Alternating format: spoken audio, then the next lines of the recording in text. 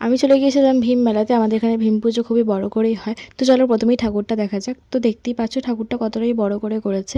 খুবই বড় করে হয় এটা ভীম পুজোটা এখানে। এবং মেলাতে কী কী খেলাম এবং কী কী কিনলাম সবই শেয়ার করবো এই ব্লগের মাধ্যমে।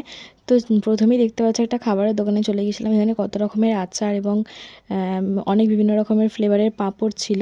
তো আমার তো আচার খেতে খুবই ভালো লাগে। আমি তো অনেকদিন থেকেই খুঁজছিলাম এরকম একটা স্টল যেখান থেকে আমি কিনতে পারবো। আসলে এক্সামের জন্য কোথাও যাওয়া হচ্ছিল না।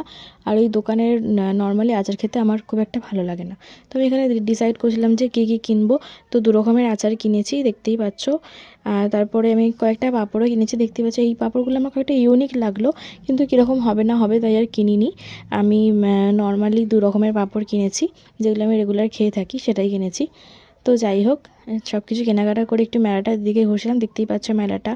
এবং এই স্টলটাতে দেখো কত কিউট কিউট সফট টয়েস ছিল। আর ওই দিকের টয়টা তো আমার খুবই ভালো লেগেছিলো।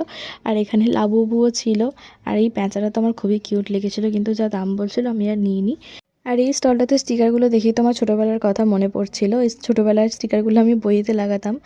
তো বাকি এগুলো ঘোরাঘুরি করছিলাম। এখানে কত ইয়াররিংস এবং কানের ছিল, এগুলো তো থাকবেই সব মেলাতেই ম্যান্ডেটারি। তো এগুলোই দেখছিলাম। আর এখানে ওই দিকের ইয়াররিংগুলো দেখতে পাচ্ছ, ওগুলো তো অনেকটাই ট্রেন্ডিং, এখন সবাই পরছে। আমার কাছেও আছে, তাই আর কিনিনি। তো এটাই হলো সেই ভীম ঠাকুরের প্যান্ডেলটা।